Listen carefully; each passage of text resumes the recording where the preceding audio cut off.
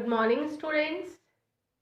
Previous class के अंदर हम लोगों का चैप्टर स्थानीय स्वशासन जो है वो एंड हो गया था। आज हम अपना न्यू चैप्टर संविधान एक जीवंत दस्तावेज जो है वो स्टार्ट करेंगे। ये आपका सेकेंड लास्ट चैप्टर है इस पार्ट का। इसमें सबसे फर्स्ट देखिए जो टॉपिक आपका है वो ये है कि क्या संविधान अपरिवर्तनीय होते हैं। अपरिवर्तनीय अर्थात कि एक बार क्या संविधान बनने के बाद उसमें किसी प्रकार का कोई परिवर्तन या कोई संशोधन किया जा सकता है, या वो संविधान हमेशा वैसा ही बना रहेगा जैसा वो स्टार्टिंग के अंदर था, या जिस प्रकार हमारे संविधान निर्माता उसको बना के गए थे क्या उसमें कोई परिवर्तन हो सकता है या नहीं हो सकता।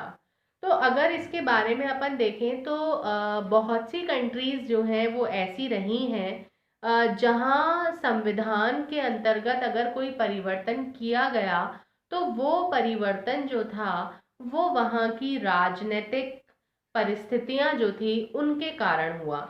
मतलब कि वहाँ की राजनीतिक परिस्थितियों के कारण से वहाँ के संविधान के अंतर्गत परिवर्तन हुए हैं।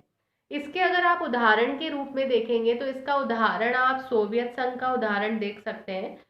वर्तमान में जिसको हम रशिया कहते हैं, वो पहले रशिया जो है वो केवल सोवियत संघ का एक गणराज्य हुआ करता था। 16 गणराज्यों से मिलकर के सोवियत संघ का निर्माण हुआ था। तो सोवियत संघ में अगर आप देखें तो वहाँ 74 वर्षों के दौरान 4 बार संविधान जो था उसके अंतर्गत परिवर्तन किया गया। मतलब कि वहाँ पर 1918 के अंदर, 1924 के अंदर, 1936 के अंदर और 1971 के अंदर परिवर्तन जो थे वो किए गए। मतलब कि 4 बार ये संशोधन जो है वो वहाँ के संविधान में हुए।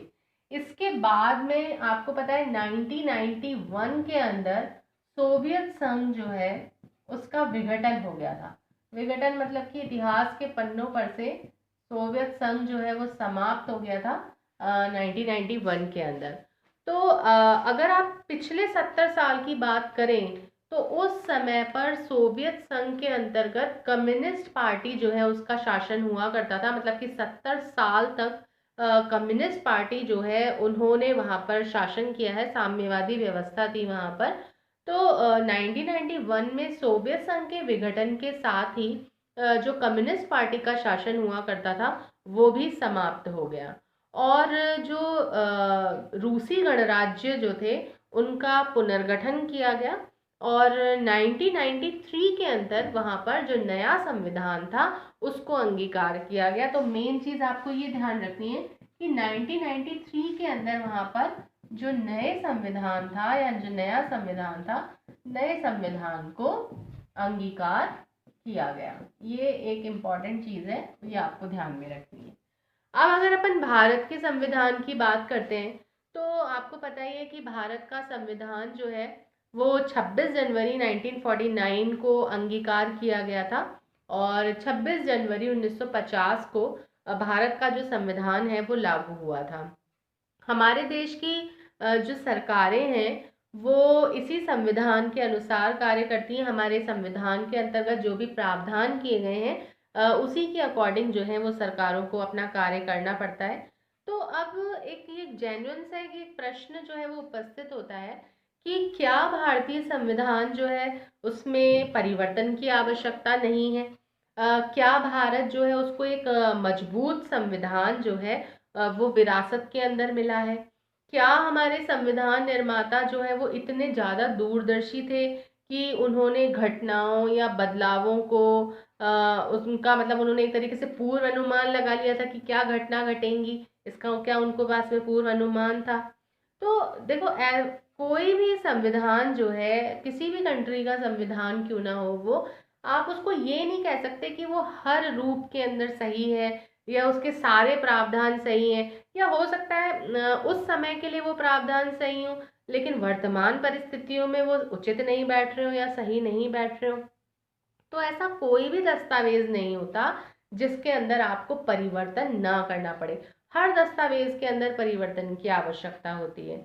तो हमारा जो संविधान है वो भी समय के अनुसार ज़रूरत के हिसाब से उसमें परिवर्तन जो है वो किया जा सकता है। अगर कभी आवश्यकता हो तो उसको परिवर्तित किया जा सकता है। इसीलिए हमारा जो संविधान है वो एक लचीला संविधान है।